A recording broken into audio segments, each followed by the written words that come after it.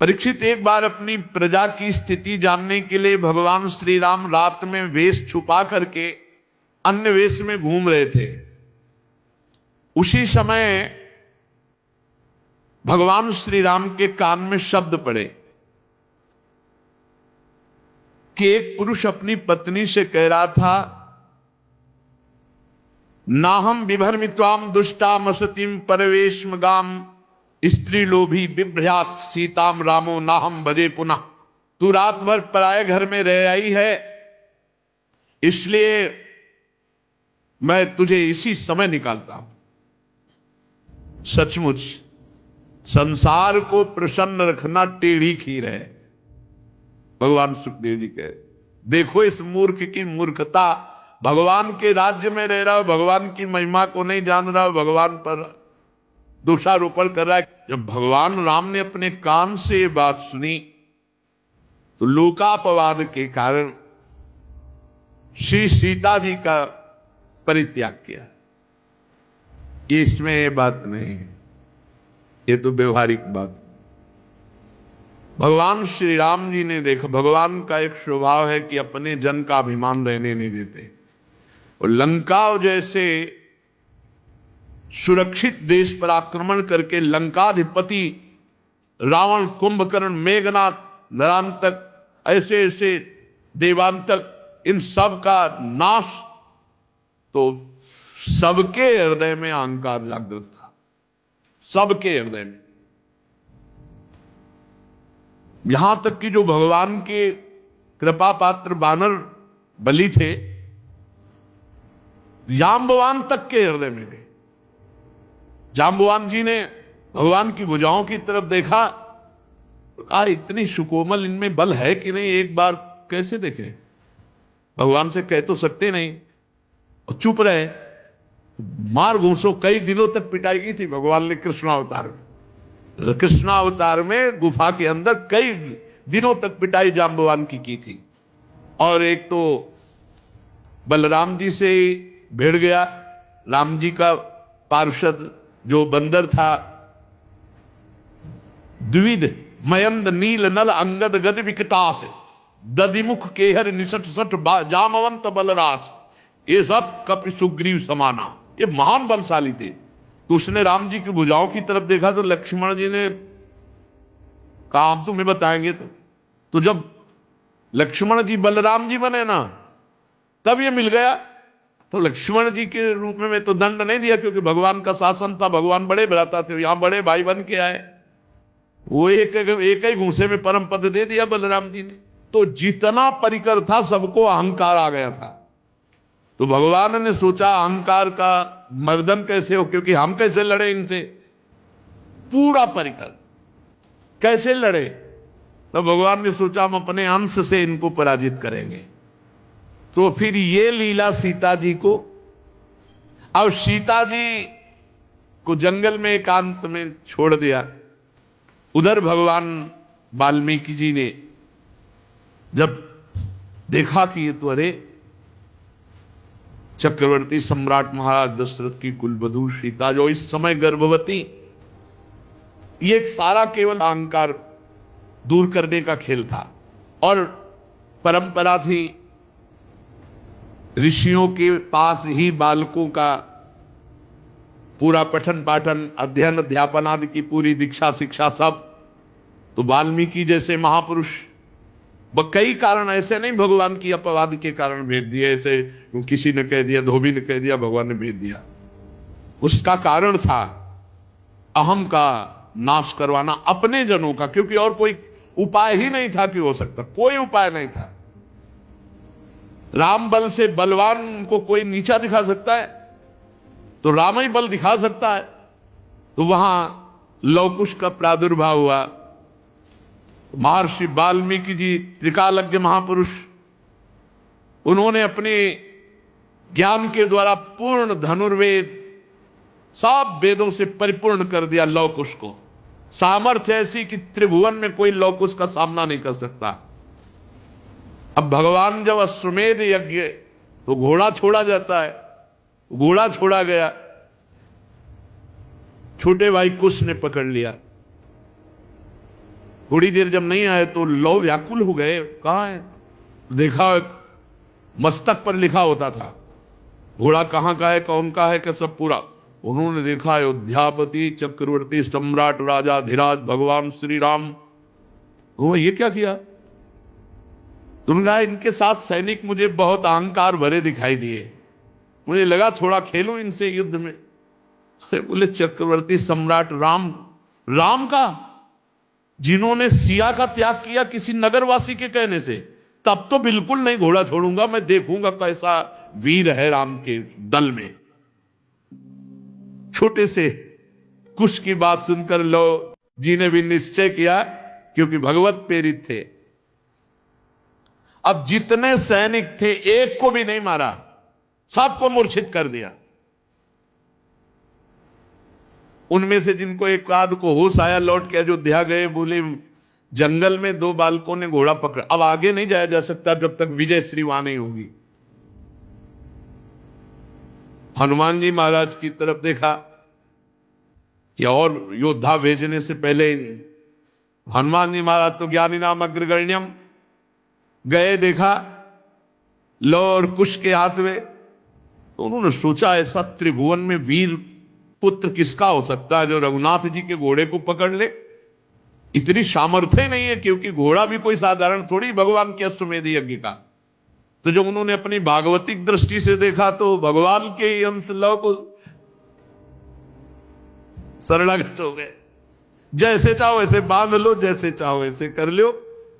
जब ये खबर गई कि हनुमान जी को बालकों ने बांध लिया, तो पूरी अयोध्या में हाहाकार मच गया, पूरे वीरों में हाहाकार मच गया कि मेघनाथ ने गलती की थी, मेघनाथ ने गलती की थी, ब्रह्मास्त्र से बांधा। तो हनुमान जी एक बार तो सोचे, पर उनका ब्रह्मास्त्र की रक्षा करनी चाहिए, मर्यादा रखनी, इसलिए बंध गए। और क्या मर्यादा रखी? जब सभा में गए और जब पूंछ में आग लगाई गई तो ब्रह्मास्त्र अपने आप छोड़ के अंतर ध्यान हो गया। ब्रह्मास्त्र हनुमान जी को बांध सकता है क्या? कोई भी अस्त्र हनुमान जी को नहीं बांध सकता। कोई वीर पैदा नहीं हुआ ऐसा जो हनुमान जी को बंधन में डाल सके, कोई वीर पैदा नहीं हुआ। अपने आप में आ जाए तो कोई है ही नहीं इनके बराबर। हनुमान जी को बांध लिया, शत्रुघ्न भरत लक्ष्मण सब तमा उठे। राम जी ने कहा एक एक जाओ। अच्छा जे भी भैया कोई अयोध्या की तरफ से आ रहा है। बोले सांवले रंग के हैं। बोले राम जी तो नहीं, श्री राम भी तो नहीं, बिल्कुल सावधान युद्ध के लिए एकदम। बोले राम जी जैसे लग रहे हैं लेकिन राम जी तो नहीं, क्योंकि उनकी गंभीरता अलग दिखाई देती। परिचय जब इनका परिचय पूछते तब वो कहते वन देवी का पुत्र लवकुश हूं। सीता जी नाम उच्चारण नहीं करते थे। वन देवी का पुत्र हूं, लवकुश नाम है। आपका क्या परिचय है? अयोध्या नरेश महाराज राजा धीराज श्री राम के अनुज। तो भी बातें क्या बनाते हो? सामर्थ्य है तो युद्ध। तो वहां के सब लोग हारे थे कि एक तो इतने गुलाबी गाल, छोटे छोटे अधर, ऐसी बातें कि सब उसी में लुट जाते, और दूसरी बात इतना कड़ुआ बोलते थे कि सबको लगता कि इन बालकों में इतना बल कैसे आ गया। एक को भी नहीं होश में रहे, मारा एक को नहीं, पूरे रामादल में किसी एक को भी प्राणघात अस्त्र नहीं चलाया लवकुश ने। और जब शत्रुघ्न जी, भरत जी, लक्ष्मण जी ये दिव्यास्त्र संधान करते तो महर्षि वाल्मीकि जी की मंत्र कवच रक्षा, सब अस्त्र शांत हो जाते। तो सबके होश खराब थे कि कोई अस्त्र काम नहीं कर रहा और इनके हर अस्त्र हमारे ऊपर काम कर रहे हैं, सबको मूर्छित। अंततो गत्वा भगवान पूरे सब रामादल के परिकर को परास्त करा के जब आप आए, तब जो स्वरूप लवकुश की विद्वता का, ज्ञान का प्रकाशित हुआ कि एक बार भगवान को भी चुप कर दिया। गर्भावस्था में वन देवी का त्याग। एक बाहरी व्यक्ति के कह देने से क्या आप अपनी प्रिया के हृदय की बात नहीं जानते? एक बाहरी ने कह दिया और आप त्याग कर दिए, आप युद्ध कीजिए हमसे। भगवान ने कहा कि बच्चों ने।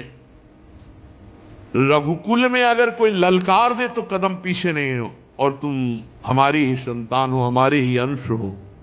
तो भगवान ने, गुप्त बात ये थी कि समस्त रामादल के अहंकार का, राम पक्ष के जितने थे, उनको और कोई परास्त नहीं कर सकता था, भगवद अंश ही परास्त कर सकता था। इसलिए भगवान ने, और दूसरी बात, जो अयोध्या पर अधिकार करने की क्षमता है, वो बाल्यावस्था से ऋषि मुनियों के द्वारा पालित पोषित और उनके द्वारा दीक्षा शिक्षा दी गई। भगवान श्री राम ने स्वयं ऐसा अपना जीवन व्यतीत किया, जो विश्वामित्र जी के साथ गए। तो ऐसे ही अपने पुत्रों के लिए, ये बाहरी बात थी, आंतरिक बात थी, अपने पक्ष के जनों के अहंकार का मर्दन करना। पृथ्वी देवी के गोद से प्रकट हुई थी जानकी जी। अब राम जी बहुत विकल हुए और उनसे कहा, पुत्रों कहां हैं तुम्हारी मां वन देवी? तो उन्होंने कहा, गुरु जी के पास, वाल्मीकि जी के पास। पर दौड़ते हुए नजदीक, प्रभु श्री राम आपके दर्शन करने आ रहे हैं। पता नहीं सिया जी के मन में क्या था, क्या लीला थी। उन्होंने पृथ्वी देवी से प्रार्थना की, बस अब नहीं, मैं अपने प्रभु को जिस ध्यान में देख रहे हूं उसी ध्यान में रखते हुए मुझे लय कर लो, अब प्रकट में नहीं। भगवान श्री राम अपनी शोकावेश बुद्धि को संभाल नहीं पाए। देखते देखते सिया जी पृथ्वी की गोद में, पृथ्वी की गोद से प्रकट हुई थी, और पृथ्वी की गोद में भगवान श्री राम बहुत विकल हो गए। समर्थ होने पर भी न रोक सके और रुदन करने लगे, क्योंकि जानकी जी के पवित्र गुण, जानकी जी का समर्पण, जानकी जी की पवित्रता, जानकी जी का भाव, ये गुणगान करके भगवान अपने को रोक नहीं सके और रुदन करने लगे। परीक्षित, भगवान अपने जनों से बहुत प्यार करते हैं, तो जानकी जी तो उनका हृदय ही है। भगवान का ये रुदन करना कोई स्त्री पुरुष का रुदन करना नहीं। बड़े बड़े समर्थ लोगों के विषय में यह देखा गया है कि प्रेम में ऐसी स्थिति, जनक जी को भला, पर जानकी जी जब विदा हो रहे हैं तो वो भी विकल हो गए। भगवान श्री राम ने उसी दिन से नियम पूर्वक ब्रह्मचर्य व्रत धारण किया और 13,000 वर्ष तक अखंड ब्रह्मचारी रहकर दशरथ जी द्वारा पोषित अयोध्या नगरी का पालन किया 13,000 वर्ष तक। तदनंतर अपना स्मरण करने वाले भक्तों के हृदय में अपने उन चरण कमलों को स्थापित करके, जो दंडकारण्य के वन में कंकड़ और कांटों से बिंधते थे, भगवान स्वयं प्रकाश परम ज्योतिर्मय साकेत धाम को अंतर्ध्यान हो गए। सब अपने निज जनों को लेकर के सरयू जी में लीन होने वाली लीला की और साकेत धाम चले गए। परीक्षित, भगवान श्री रामचंद्र जी के समान प्रतापशाली और कोई नहीं, उनसे बढ़कर तो कोई हो ही कैसे सकता है। देवताओं की प्रार्थना से भगवान ने मानो लीला धारण की थी। रघुवंश शिरोमणि भगवान श्री राम के लिए कोई बड़े गौरव की बात नहीं कि उन्होंने अस्त्र शस्त्रों से रावण को मार डाला या समुद्र में पुल बांध दिया। भला उन्हें शत्रुओं को मारने के लिए किसी बंदरों की सहायता की आवश्यकता है? ये सब भगवान की मधुर लीला है। भगवान के एक संकल्प से पूरी सृष्टि का विनाश, पालन और सृजन होता है। उनके लिए रावण आदि मारने के लिए कोई अवतार लेना पड़ेगा? मैं उन्हीं रघुवंश शिरोमणि भगवान श्री रामचंद्र जी की शरण ग्रहण करता हूं। परीक्षित, जिन्होंने भगवान श्री राम का दर्शन किया, स्पर्श किया, अनुगमन किया, वे सब कौशल देश निवासी भगवान के साकेत धाम को गए, जहां बड़े बड़े योगी साधना के द्वारा जाते हैं। जो पुरुष अपने कानों से भगवान श्री राम के पावन चरित्र को सुनता है, परीक्षित सुनने मात्र से वो समस्त कर्म बंधनों से मुक्त हो जाता है। भगवान सच्चिदानंद में है, उनकी लीला गायन करना, लीला श्रवण करना, ये स्वतंत्र भगवत प्राप्ति का मार्ग है। केवल भगवत चर्चा श्रवण मात्र से भगवत प्राप्ति। भगवान श्री राम, भगवान श्री कृष्ण और भी भगवान ने जो अवतार धारण किए, ये धारण ही अपने भक्तों के लिए किए कि उनका पावन जस गा गा करके समय व्यतीत करना और अंत में भगवान के दिव्य धाम में जाना। तो अपना एक भी मिनट व्यर्थ ना जाए। रोज सत्संग मिल रहा है तो उठते बैठते चलते फिरते क्रिया सहित या क्रिया रहित हमारे अंदर नाम चलता रहे। हमारा मन न लगे तब कोई भगवान के चरित्र पढ़ने लगे, भक्तों के चरित्र पढ़ने लगे। हमारा समय भागवतिक जाए, बस बहुत कम जीवन है, पता नहीं कौन सी श्वास आखिरी हो, इसलिए वो श्वास बड़ी मंगलमयी हो जो आखिरी हो। मुख में राधा नाम हो, हृदय में भगवत आश्रय हो और शरीर छूट जाए तो भगवत प्राप्ति पक्की है। इसलिए समय व्यर्थ न जाए, खूब निरंतर नाम जप करो, इसी जन्म में भगवत प्राप्ति हो तो बहुत जीवन धन्य धन्य हो जाएगा। नहीं तो अगर थोड़ी भी चूक करोगे तो अगला जन्म होने की संभावना रह जाएगी। कोई भी मिनट श्वास खाली ना जाए। शेष चर्चा की। श्री राधा वल्लभ लाल।